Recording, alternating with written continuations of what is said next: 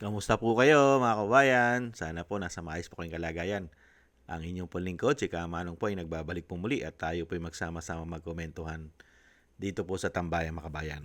Magkomentuhan na po tayo. Komentuhan po natin. Ito pong si Sherwin Gatchalian ay tinitiyak daw po niya at matiyak ang kaligtasan ng lahat doon daw po sa Senado. Ang tanong, kanino po ba hindi ligtas ang Senado? At sino po ba ang nanggugulo sa Senado? Taong bayan ba? O mga politiko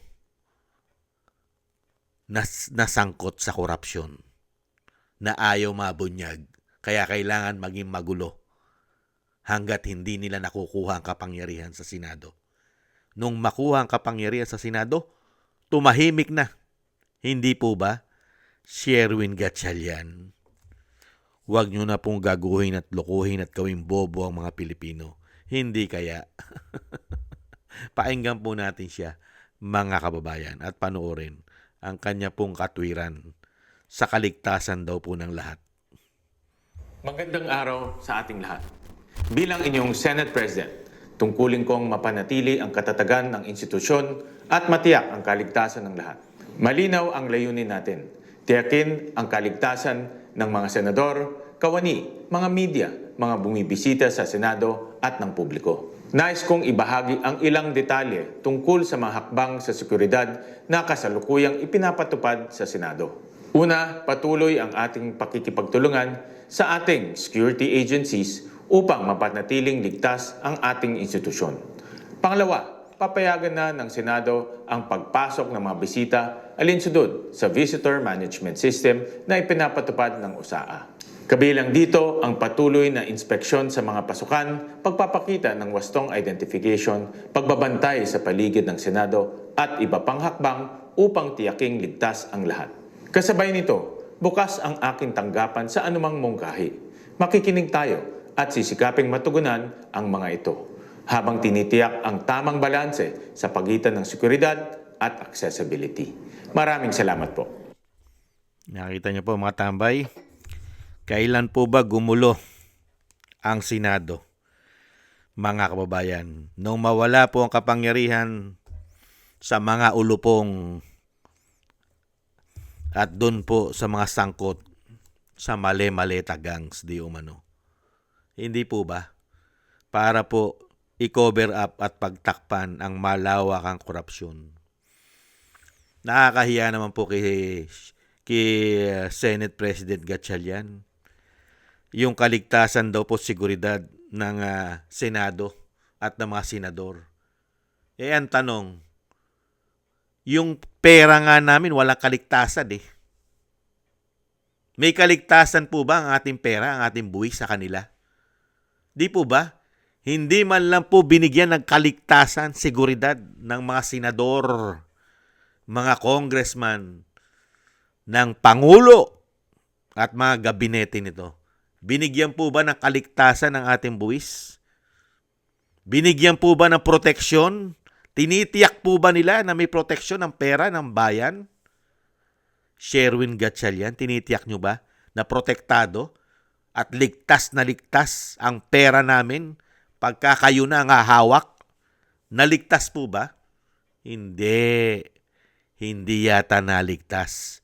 At walang katiyakan ang pera ng taong bayan kung nagamit sa tama o naisilid lang sa maleta at pinagparti-partihan ng mga ulupong, mga buhaya, mga sakim, mga greedy, mga may sakit na kleptomaniac sa pera. Hindi po ba? Yan po nangyari sa ating bansa, mga kababayan, dahil po sa kasakiman.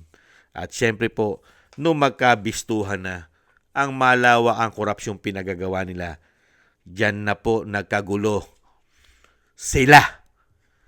Dahil nung naging Senate President si Alan Peter Cayetano, ay bigla pong nagkaroon agad at mabilis ang investigasyon sa korupsyon. At bigla pong nagulo ang Senado. Di po ba Gatchalian?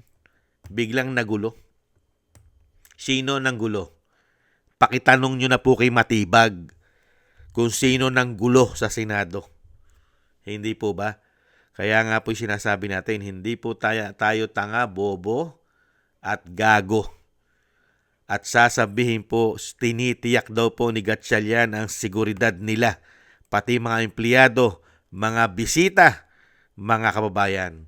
Kaya nga po malaking tanong natin, saan galing ang kaguluhan?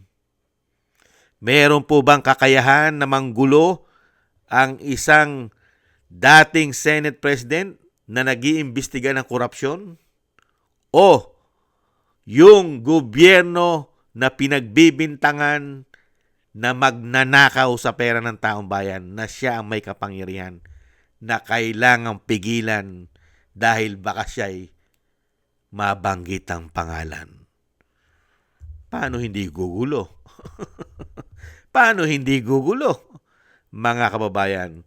At dapat pa ba nating paniwalaan si Gatchalian, mga kababayan, sa kanyang mga sinasabi? Dahil kung talaga siya ay senador ng taong bayan at siya po ang nagbabantay sa lahat at protektado niya pati ang pera ng taong bayan, hanggang ngayon, walang investigasyon ang Blue Ribbon Committee.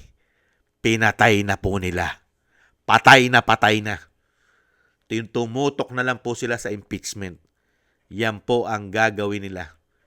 Papatay na nila ang investigasyon ng flood control dahil nga po malapit na po ang SONA na tinatawag di umanong lupin at bangag ng kanyang ate. Malapit na po ang SONA, kaya kailangan hindi po pag-usapan ng flood control scandal. Kailangan po sa impeachment. Hindi po ba? Yan po mga kababayan, si Gatchalian. Tinitiyak daw po niya ang seguridad, kaligtasan nila, mga senador, na sila rin naman at sa kanila rin galing ang kaguluhan. Di umano. Pinagluloko lang po nila ang mga sarili nila. Unbelievable.